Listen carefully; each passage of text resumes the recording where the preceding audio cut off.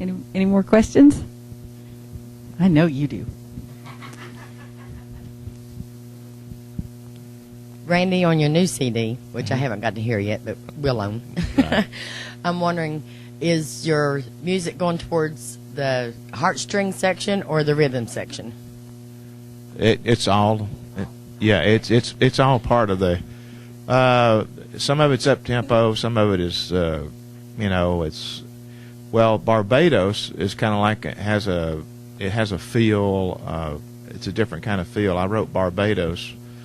As I do at St. Jude, I go in and visit the patients, and it's a real tough thing sometimes, and sometimes it's a really, it makes you feel so good about life, and then again it makes you so thankful.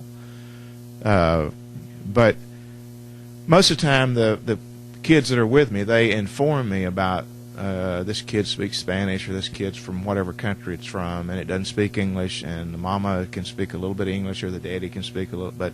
So we'll basically interpret for you or whatever. So on this particular little girl that I was going in to see, I had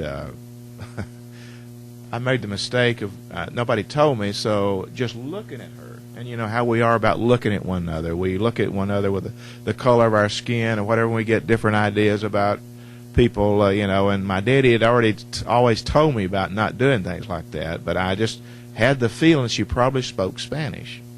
But so I walk in, I said, what language do you speak? And she said, English. So, okay, mistake number one. But she told me the story, the mother did. She said, I've been praying for 5 years that we could just get in touch with someone at St. Jude. And now we're here. And so one of our prayers have been answered, and I'm hoping to, that everything works out. And the little girl looked really, really sad. And I asked her, I said, you look sad. And she said, I am. And I said, well, why are you sad? And she said, because I miss my dad so much. And so I said, well, if we could get someone to go downtown Memphis and buy you a pink little shirt that said Daddy's Girl on it, would that make you happy? And so she went to smile, and so that was really what I was after, was the smile. So I asked the lady then, I said, well, where are you from? And she said, I'm from right down close to Barbados. And so I had, I just thought about that, and she said, if you would bring your band down and play for us, it would be great when we get out of here. And she said, I'll cook for you.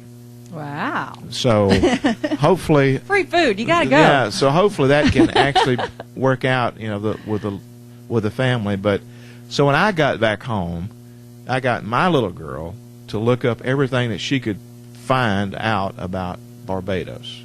And so that I started writing that song. And it's you never realize where the inspirations for songs come from, but that's how that one got started.